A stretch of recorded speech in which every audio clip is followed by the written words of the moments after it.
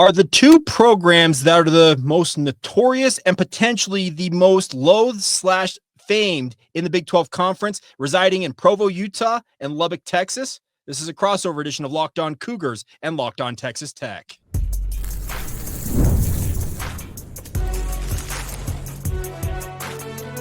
You are Locked On College Crossover, part of the Locked On Podcast Network. Your team every day. What's up, everybody? Welcome into Locked On Cougars and Locked On Texas Tech, your daily podcast focused on the BYU Cougars and the Texas Tech Red Raiders. I'm Jake Hatch, host of Locked On Cougars. That, across from me digitally, is Chris Level, host of Locked On Texas Tech. Thank you once again for making both of these fine podcasts your first listen of the day, and thank you to all of you for being everydayers right here on the Locked On Podcast Network. All right, Chris Level. I think that we have two programs here that have gotten a lot of what you'd call hate. I call it sports hate. It may not be true hate, but nonetheless, Texas Tech and BYU have been very capable of flashing the cash this offseason and have gotten a lot of attention from it. Is it a good thing for these two programs to be the, as you see in the rundown, the programas non grata of the Big 12? You know, Jake, I've thought a lot about BYU and I think like Texas Tech and BYU when they play, it could be a great, rivalry or there's some spirited competition there, obviously. But I thought that for several weeks now that these are two programs, and I'm talking programs, athletic departments, however you want to phrase it, because it's not just football or just basketball. It's kind of all of it. That you've been a disruptor in this space. You have created buzz. Some like it, a lot don't. A lot are rooting for you. Many more are rooting against you. And people in this league, people in the surrounding communities, or from a college standpoint, right? I think though this has been good for the Big 12. Because I think somebody needed to emerge. Now, again, these programs need to go make some noise on the field and the product on the field and the win column and all that must, whether that's championships or cracking the code to get into the playoff or the Final Four. I don't know, however you want to phrase that. But it's been – because I don't know if you feel this, but I'm going to guess that you do. But I feel like that – I know that Texas Tech is, I guess the right way to ruffled feathers. There's SEC folks being quoted anonymously, like general managers. They're upsetting the whole market and the NIL, and you get people like keep my name out of your mouth. But I think in a way it's this has been a good thing for the league. And I'm just wondering if these are two programs, and I'm not saying somebody else can't join the party, but it just seems like this offseason to this point, these two programs have generated the most buzz for all kinds of reasons. But it's because you're supposed to be good, and it's because you're playing the NIL game. Well, okay, and here's the thing about this is BYU is a religiously affiliated university, Chris, and the biggest thing that's happened with BYU is a lot of people have kind of shoved it in their face that you're supposed to be more pious. You're supposed to be upholding the standards you espouse to. And the response from BYU fans to those who are trying to essentially throw BYU to the wolves and get after them, as you mentioned, BYU's ruffling feathers, that's very clear they've done that, is that BYU for years, and I had conversations with multiple coaches of multiple sports at BYU who said, Jake, I know for a fact that other programs around the country are using bagmen and are slipping money under the table to athletes that we would like to have in Provo, but we will not play that game. We are not allowed to play that game at BYU. NIL has completely revolutionized that, where it brings it above board. And now that BYU is on a level playing field, now level's obviously a relative term, and it's not a play off your last name, obviously. It's more of the fact that BYU now has their boosters who are capable of making a difference for BYU on the recruiting front. They're bringing that cash, and they have absolutely upset some of the equilibrium that some of these programs that think that BYU's beneath them, using air quotes, to make them feel unsettled or upset. And I think Texas Tech's done the exact same thing. Provo and Lubbock are not necessarily destination cities in this conference, but is also a league that doesn't necessarily have those premier cities in it. But I think the bigger thing is you look at these two, some would consider smaller programs in the Big 12. They've got multi-billion-dollar boosters who are willing to flash the cash to bring in talent. Guess what? It's exactly what the Big 12 needs. As you mentioned, they're going to have to prove it on the field, but they already have got that flash right now. The fact that they have brought attention to the Big 12 and to the individual universities. Well, and Jake, true or false, you have heard numbers thrown around as it relates to BYU or an athlete or a team's payroll that are inaccurate. True or false? True. And that regards to both BYU and other universities. Yeah, I have found it quite humorous, all of the numbers, and I heard Texas Tech is paying this guy. I've gotten the biggest kick out of it because these people don't know but you've created this perception, this buzz, this and you're right. Now it's okay. Now it's all out in the open, and you're totally allowed to play by the current state of rules until the things are to change and whatnot. And you're trying to take advantage. What's the problem? I've often said, better to love and lost, okay, than never loved at all, right? So you're trying. I mean, you are trying, legally trying. Well, okay, and that's the other thing about this, Chris, and I want your perspective on this. I have had multiple people tell me that work in, I call it the industry, but like people that know about numbers and what's being thrown around and whatnot. I know for a fact that there are agents out there that when they have a client, a player that's in the transfer portal, whether it's basketball or football, they will insert BYU into the reports of teams that are interested in them because they know that BYU brings a connotation that, oh boy, that's going to cost us extra money if BYU's actually involved here. Is it the same way for Texas Tech? Yeah, absolutely. And I think that the agents aren't stupid. I think, and I think part of the reputation that I think both of these institutions have gotten has come from agents, because if you are doing good business, you do what you say you're going to do, you pay on time, you pay what you say you're going to pay. There's no, hey man, we'll get it to you in a month from now, or hey man, just hold on. Well, I mean, there's been none of that.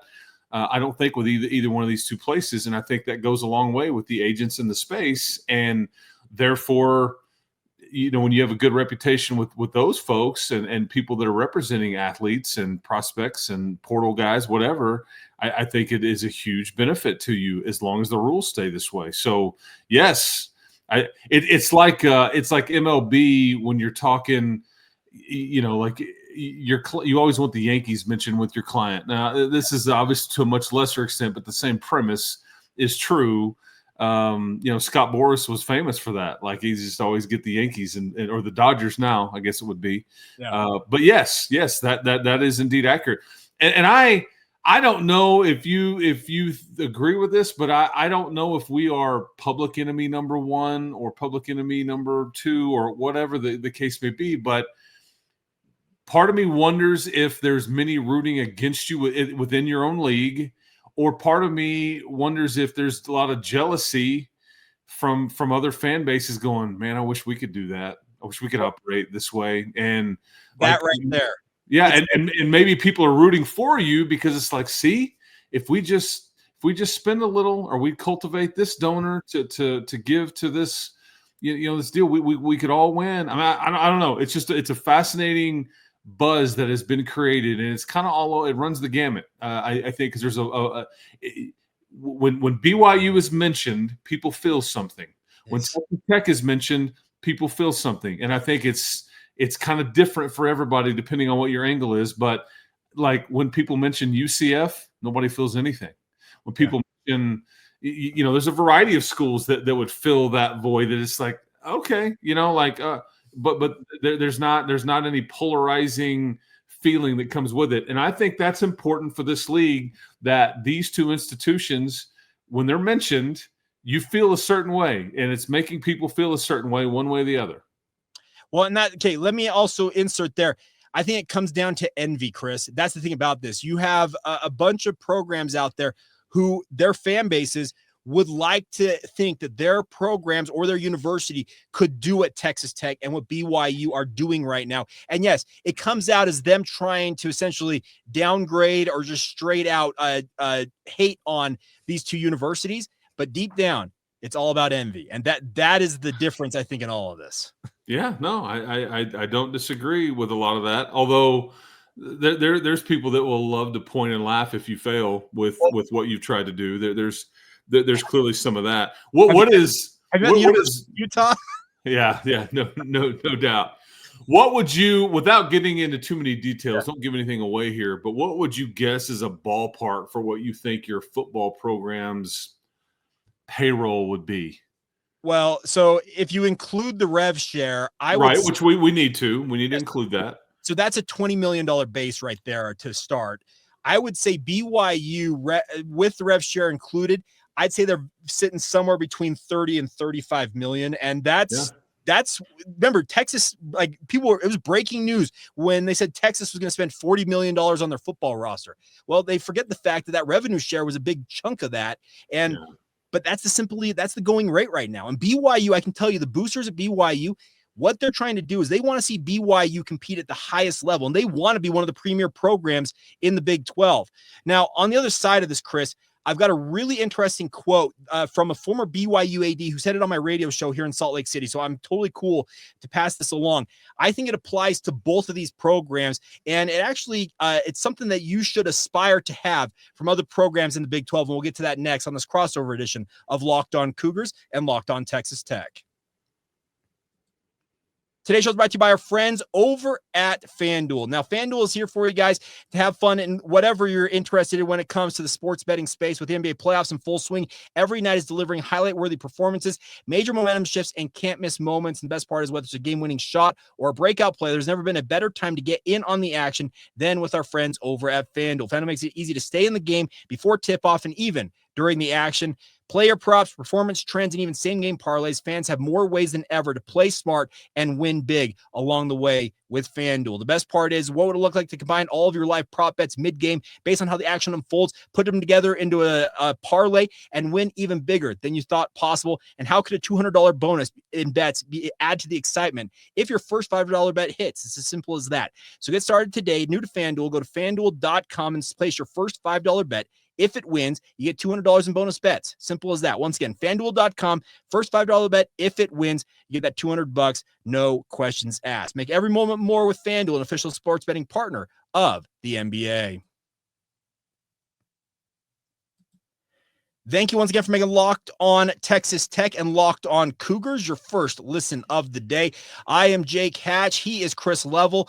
Now, Chris, Rondo Fehlberg was the AD for BYU in the mid to late 1990s, and he is still here in Utah. Actually, funny enough, did a lot of the work he did before becoming a college administrator in the state of Texas, funny enough. It's just kind of one of those unique connections. But when he came to BYU, he came in an era when BYU was the dominant force in both the WAC and then in the transition over to the Mountain West Conference. And he came on my radio show when the transition happened that Tom Holmoe announced that he was going to retire. We had Rondo on to talk about what the AD at BYU has to do. And he made a very interesting comment. And he said that BYU wants to be, and he called him the big dog. That's the quote he used, the big dog.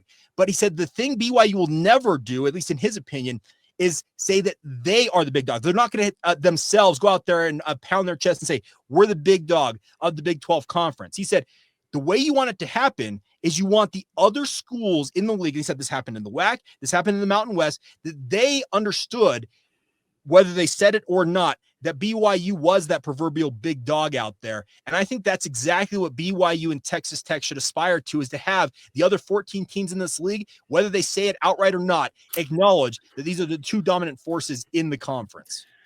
Yeah, this was because Texas gets a lot of credit for things maybe that they're doing now that they did not do in the Big 12 Conference. This was Oklahoma's league in football. They ran this league in football for a decade, okay? The championships prove it. Yeah, there were some sprinkled in examples, and then we've had this one stretch where there's two different teams playing for the conference championship in the last 3 to 5 years and whatnot. In basketball, this was Kansas's league. I mean, they won the conference, and yeah, Texas Tech shared a title one year, and there's a sprinkling of some, but mainly it was you had to go through Kansas. And I think right now we're seeing what Houston has been able to do in basketball and what they did last year. Right now, it's their league, okay, and they don't have to say a word. Everybody would go, yeah, your conference record would suggest you. So, but I don't know if anybody from a football standpoint, like, 3 years ago, and then as the league has kind of changed and added different members, there's really nobody that's just been, and you look at the Vegas over-under win totals, and I think there's 8 teams that either 8.5 or 7.5. Okay, right. So it's a jumbled up mess. Point being is that, yeah, and it's going to be difficult for you to earn enough respect because you can't just do it one year. You got to do it consistently, and you got to win championships, plural. But you're right. I think at this point, there's a lot of people pointing to Provo and to Lubbock right now going, whether it's facilities, whether it's NIL, whether it's buzz created, whether it's, they signed this guy, or they're, however you don't want to spin the wheel and pick your topic here that you've created the buzz on. It absolutely is the way that I think you would want to be talked about in many ways. Again, you've got to go produce, and it's got to show up. And, I would say that's why, like, one of the biggest games on Texas Tech's schedule this year is when BYU comes to Lubbock. I just think that these two teams will be predicted to do big things in the fall. Again, in basketball, can't wait to see when these two teams match up. But you're kind of the needle movers in this league right now. You are, Colorado was maybe last year, but I think a lot of that goes away with some of the folks that graduated on that program. Yes, Deion's still there, but they haven't had a lot of buzz this offseason, not like BYU and Texas Tech have. So I don't even know who else I would put in this category. It's clear that these two are way out in front based on what we're talking about here. Now they're making headlines right now, but as you point out, if you want the lasting or you want the staying power, guess what? The flash is what you're doing with the money and everything, what you're doing in NIL. And you mentioned the facilities. Grant McCaslin, you guys just announced he's getting an extension. I am fully expecting a reworked deal for Kevin Young coming really, really soon from BYU to make sure that he is locked in for the long haul here in Provo, even though he's just 1 year into a 7-year deal. The bigger point is, if you want to, as Rondo Feldberg suggested, be that big dog, okay, you've made the inroads in terms of people talking about you right now. What's going to make it last is if you can back it up. You're talking the talk right now. Now you got to walk the walk. And you mentioned the fact that BYU and Texas Tech are scheduled to meet in November. That feels like, on paper, as you mentioned, one of the more pivotal games on BYU and Texas Tech's schedule, because quite honestly, with those over-under win totals and how jumbled they think this league might be, whoever wins that game may have the inside track at going to Arlington. Yeah, the conference race is likely going to be decided by one game. I mean, Texas Tech, you know what kind of year you had last year, and we're on the outside looking in. Texas Tech needed one more conference win, and they make it to Arlington, and they beat both of the teams that played for the title. Mm-hmm. And so the margins are going to be razor thin, but it's going to take these teams doing that and producing and cracking the code and getting to Arlington and winning it and all that to, I think, justify a lot of this conversation. But it's again, I've enjoyed the feather ruffling that has been done here, just because this is somewhat new around here. I think it's probably new for you too. You're in a different league. It's a different time. Your donors are stepping up and they're playing the game, and it's created a lot of hope, a lot of expectations. There's a lot of pressure. Yeah. I think all the above. And I think that's a good thing, though. It's better than being somebody that, we'll see what they do. Who cares if they're good or bad? There's no it just would be terrible existence to be in. Like, I think a lot of the Big 12 is right now, when there's just zero buzz about some of those programs. But I think the buzz you've created has really helped the league in many ways. Well, and that's the hope, is that BYU can have some staying power here, because I know Brian Santiago, who was just installed as the new athletic director of BYU, I was at his press conference, and he said afterwards, we need to be a force in this league, for lack of a better term. And he said he understands there's pressure. He said nobody's going to be underrating BYU going forward. They're gone are the days of being picked 13th out of 16 teams in the football poll. Gone are being, I think they were 11th in the basketball poll. That is not a thing anymore. If BYU's outside the top 5 in either one of those preseason polls, somebody screwed up big time, it feels like, or something crazy happened. But that's the thing. You've got to embrace the pressure, but then you also have to produce. And that is, I think, going to be the ultimate tell for both of these schools in this league, is that either they're going to continue to make the haters hate on them more because they're winning, or the haters are going to have the final say and laugh at you because you fell flat on your face. Absolutely. Absolutely. Yeah. I don't, the last year's preseason football poll is still wild to me. That'll go down as an all-timer. Yeah. Compared to how when the reality of what actually happened versus what everybody thought a year ago at this time. Correct. Crazy sports, man. It's just like you can't predict it, you can't figure it out. But you're right. We watched a team go from 16 to 1. Here's the thing. We'll probably be in this league. I don't know how long BYU or Texas Tech will be in this. Will never happen again. Literally, that's never going to happen again. Yeah, never happen again. Now, we've talked a lot about money, Chris, and there is one particular name, and he's a Texas Tech guy who is making headlines both at the football level, but also like political level, like national politics. Who is Cody Campbell, and why is he so important to the Big 12's future? We'll talk about that as we continue on right here on Locked On Texas Tech and Locked On Cougars. Thank you once again for making Locked On Cougars and Locked On Texas Tech your first listen of the day. I know, Chris, that you have your Locked On Texas Tech Insiders group. I have the Locked On Cougars Insider group. Would encourage, if you have not signed up for either one, whether you're a Texas Tech Raider fan or you're a Cougar fan, join today. Get the inside scoop on all things Texas Tech and BYU from our various Insiders group. The great thing is you can click the link in the show notes below and sign up. 14-day free trial. What is yours called?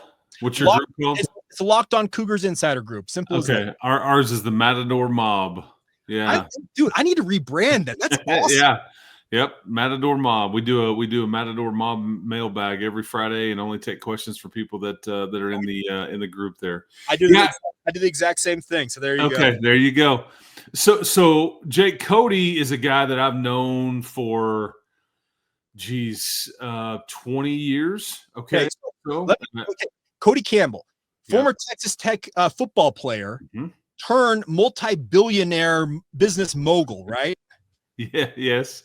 So Cody played for Mike Leach, back in the mid 2000s, was an offensive lineman, starter, and all those things. And there was also a guy on that team named John Sellers, great guy. Mm-hmm. They were friends in college. I want to say they maybe were friends in high school too. But anyways, they played here and then went off and graduated and everything. And some years went by and they created a company called Double Eagle and got involved in the oil and gas business and in West Texas and the Metroplex and all these things. They were able to sell a version of their company, and they've done this now. They're on like version 3 or 4 of their company, and they keep selling it for like $1 billion like each time as they reinvent it and acquire. When the price of oil is low, they buy, and it's just it's been pretty fascinating to watch. They are extremely passionate about Texas Tech, and if you've wondered about what's going on with like Texas Tech softball, okay, there was a big NIL deal with I think she's thought to be like the player of the year. She was last year, Nigeri Kennedy, pitcher from Stanford. Well, John Sellers' wife, Cody's partner in this, John Sellers' wife played softball at Texas Tech, and she was very interested in the success of the softball program. So they invested, and it's worked. They won the Big 12, they won the conference tournament, they're in the NCAA tournament, all those things. But Cody is somebody that has, he's a regent here. He's the chairman of the Board of Regents here. He started the Matador Club, which is the collective here, which is, I think, one of the leaders in its space in the country. on how to conduct these things. They make these kids do community service and all the stuff. Okay. But Cody is, and I think while you're asking about it, he's been named to this college sports commission or that President Trump is doing. And Cody he's played golf with Trump before, and they know each other.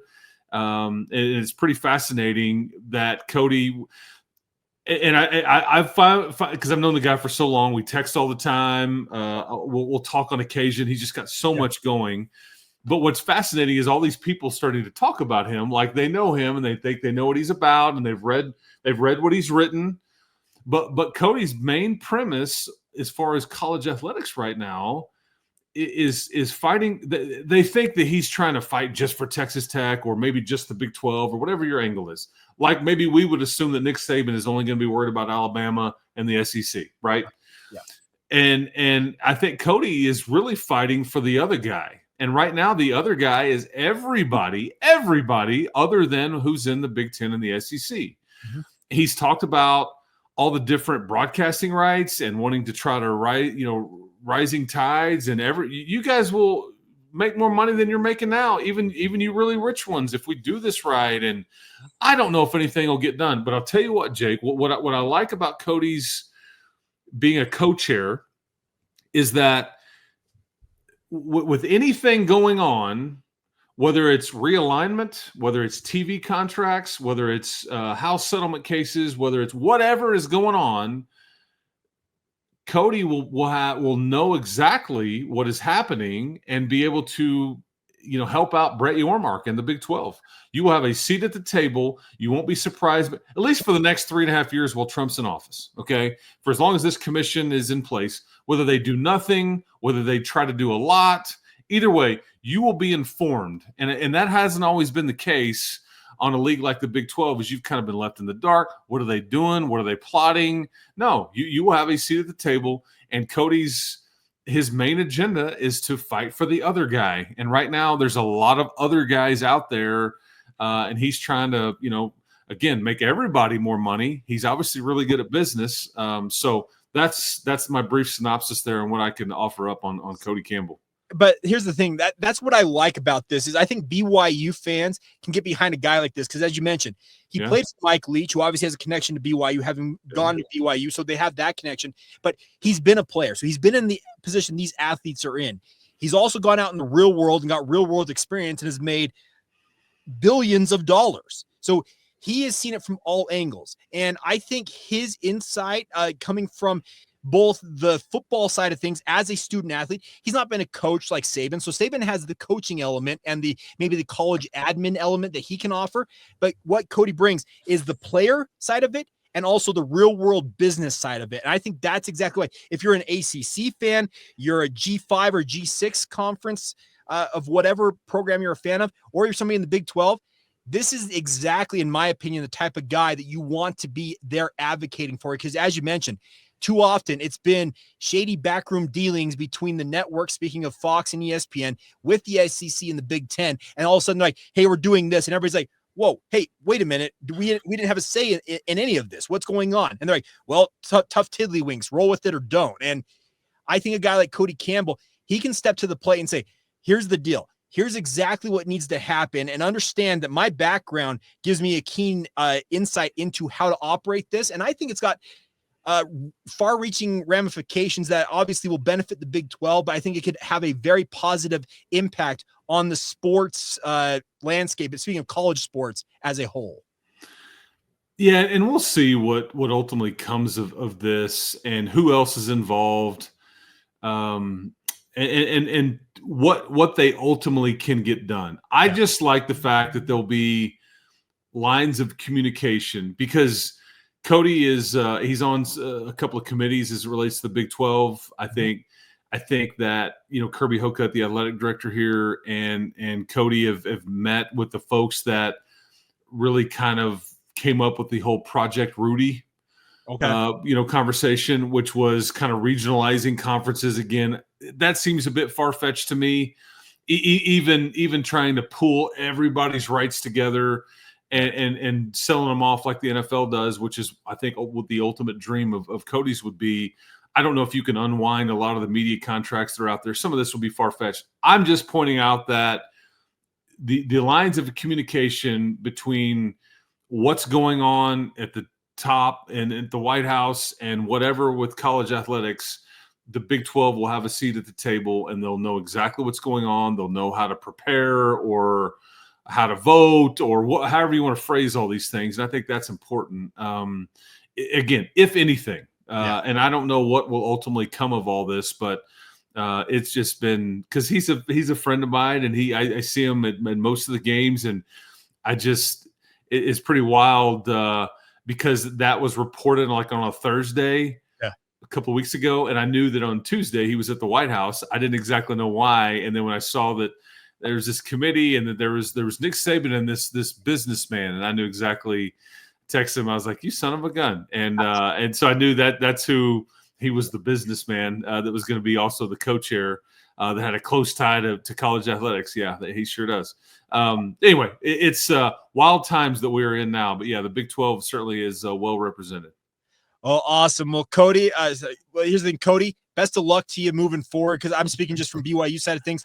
We need somebody like this who can obviously be an advocate and help, as you mentioned, those lines of communication, but more importantly, I think stand up, as you mentioned, for the little guy, because there's a lot of big fish out there that want nothing more than to essentially get rid of everybody else and control what the future holds. And I think a guy like this could obviously make some inroads for the little guy out there. But Chris, it was a pleasure catching up with you as always. Where can everybody find your work if they want to learn more about Texas Tech from the BYU side of things? Yeah, Locked On Texas Tech. I know Jake, I'll speak for him too. He does a phenomenal job on Locked On Cougars, and we're honored to be a part of this network, and we try to bring it every day.